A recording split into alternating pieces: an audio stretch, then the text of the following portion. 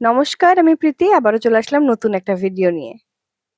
অনেকের মনে প্রশ্ন আসছে, তবে কি স্বাস্থ্যসাথী প্রকল্পটি বন্ধ হয়ে যাবে? এবং আয়ুষ্মান ভারত প্রকল্পটি কোথায় এপ্লাই করব?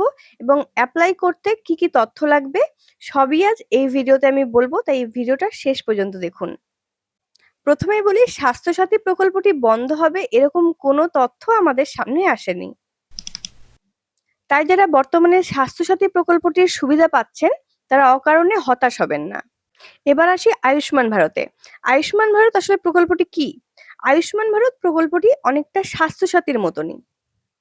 আয়ুষ্মান ভারত প্রকল্পটি কেন্দ্র সরকারের।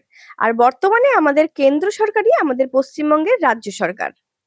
এবার বলি, আয়ুষ্মান ভারতের আবেদন কোথায় করবেন? জনকল্যাণ শিবিরে আয়ুষ্মান ভারত প্রকল্পের আবেদন হচ্ছিল। আবার বর্তমানে আশাকর্মীরা অনেকের বাড়িতে গিয়ে আয়ুষ্মান ভারতের ফর্ম দিচ্ছে। আরেকটা কথা, আশাকর্মীরা যদি আপনাদের বাড়িতে আসে, অবশ্যই তাদের পরিচয়পত্র দেখে নিবেন। আয়ুষ্মান ভারত যেহেতু সরকারি প্রকল্প, তাই এর ফর্ম কিন্তু কিনবেন না, এটা সম্পূর্ণভাবে ফ্রি। যাদের বাড়িতে এখনো আশাকর্মীরা যায়নি, তারা এলাকার স্বাস্থ্য দপ্তর থেকে আবেদন করতে পারেন। আয়ুষ্মান ভারতের জন্য আবেদন করতে গেলে যে তথ্যগুলো খুব গুরুত্বপূর্ণ, সেটা আধার কার্ড, রেশন কার্ড ও ফোন নাম্বার। পরের ভিডিওতে আমি আয়ুষ্মান ভারতের ফর্ম কিভাবে ফিল আপ করতে হবে সেটা নিয়ে একটা ভিডিও বানাবো। তাই এরকমই গুরুত্বপূর্ণ আপডেট পেতে গেলে এই চ্যানেলটিকে সাবস্ক্রাইব করে রাখুন। ধন্যবাদ।